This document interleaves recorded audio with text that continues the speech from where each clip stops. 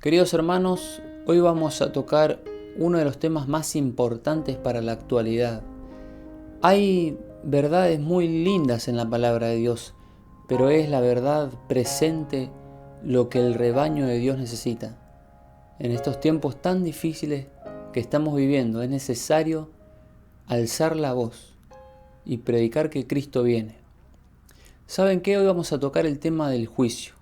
Y el versículo principal se encuentra en Apocalipsis, capítulo 14, versículos 6 y 7, y dice lo siguiente: Entonces vi a otro ángel que volaba por el cielo, con el evangelio eterno para predicarlo a los que habitan en la tierra, a toda nación, tribu, lengua y pueblo, y decía a gran voz: Reverenciad a Dios y dadle gloria, porque la hora de su juicio ha llegado, y adorar a aquel que hizo el cielo, la tierra, el mar y la fuente de las aguas.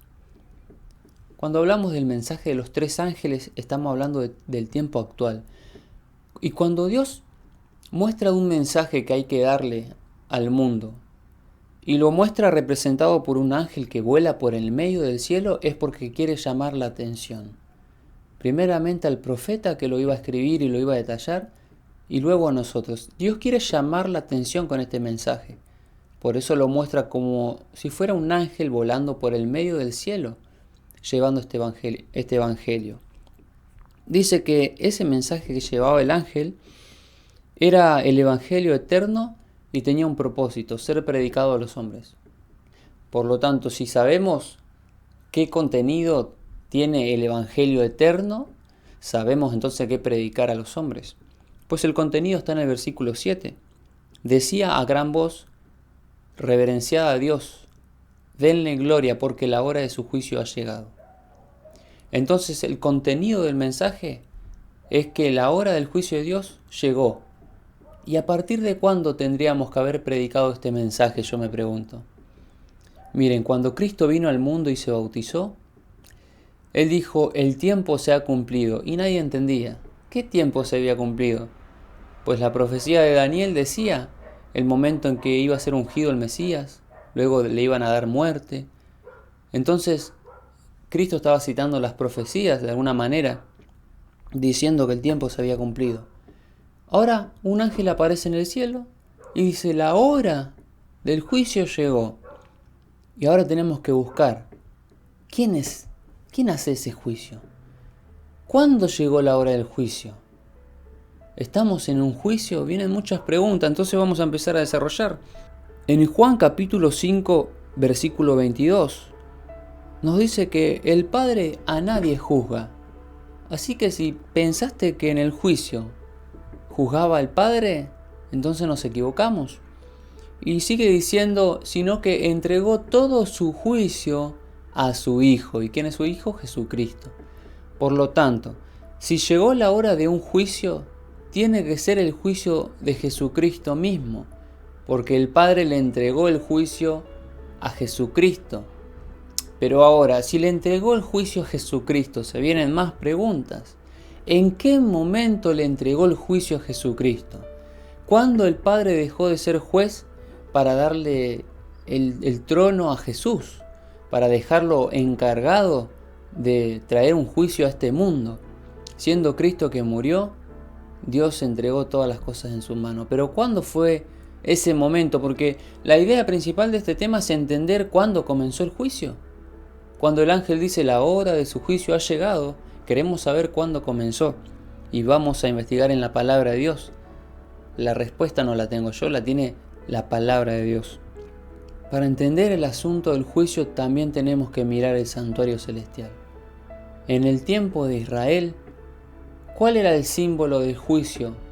En todo el santuario terrenal, en los sacerdotes, pues la palabra de Dios dice que nombra muchas veces este patrón, el pectoral del juicio. El sumo sacerdote tenía en el pectoral y tenía piedras del Turim y el Urim, en donde se tomaban las decisiones.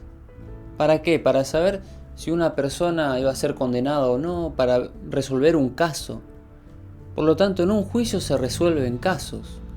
Imagínate un juicio terrenal.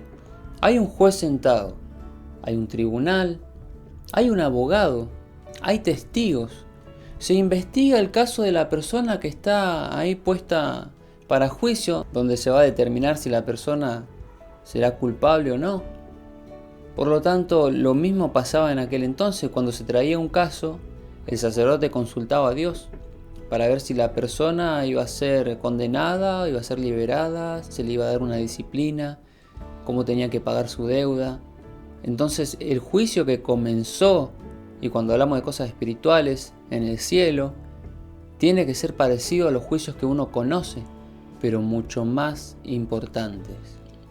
Y algunos detalles importantes. En Eclesiastés, Salomón, el hombre más sabio de toda la historia, termina diciendo lo siguiente: el fin del discurso es este, que Dios traerá toda obra a juicio.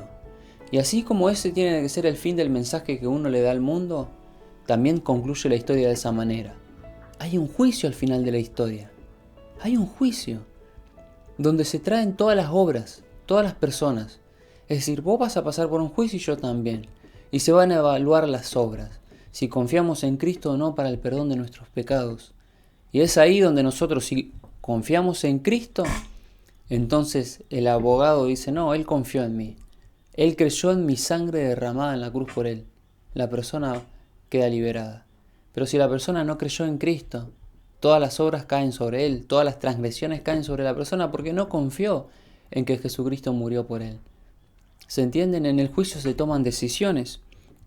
Miren lo que dice 1 Juan 4:19. Nos dice que tengamos confianza en nosotros. El mundo se asusta cuando escucha juicio. El que está haciendo las cosas malas se asusta. Evita la palabra juicio, escapa de la palabra juicio. Incluso del juicio mismo quiere escapar, pero no van a poder. Pero el creyente sabe que ese juicio va a determinar su salvación para siempre, porque confiamos en Cristo y sabemos que nuestro abogado intercede por nosotros ante el Padre. Miren lo que dice 1 de Pedro 4:17. El juicio comienza por la casa de Israel. O sea, va a haber un juicio. Y en ese juicio Dios empieza a evaluar su pueblo en la tierra. Miren, si el justo con dificultad se salva, ¿qué espera del impío? Por lo tanto, si Dios nos va a llevar a juicio a nosotros, tenemos que encontrarnos en paz con Dios, sin mancha delante de Él.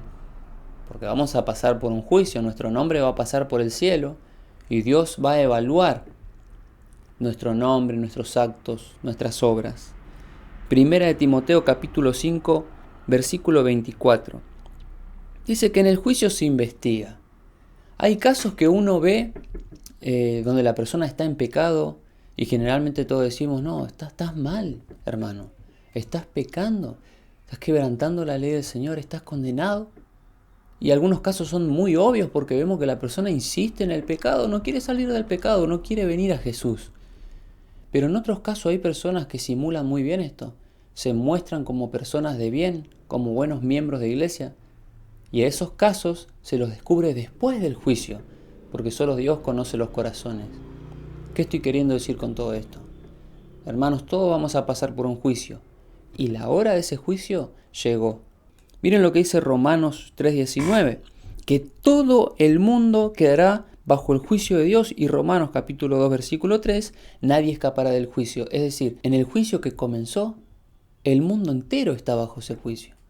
Justos e injustos, nadie escapa del juicio.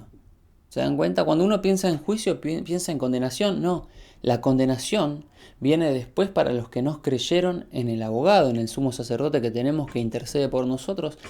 Los que no creyeron van a ser condenados. Pero juicio es simplemente ver un caso. Traen tu nombre delante de Dios, ven tus obras, confiaste en Cristo, no confiaste, qué hiciste de tu vida, predicaste, hiciste lo que Dios te mandó, no hiciste, fuiste cobarde. Sabías que mentir está mal y mentías.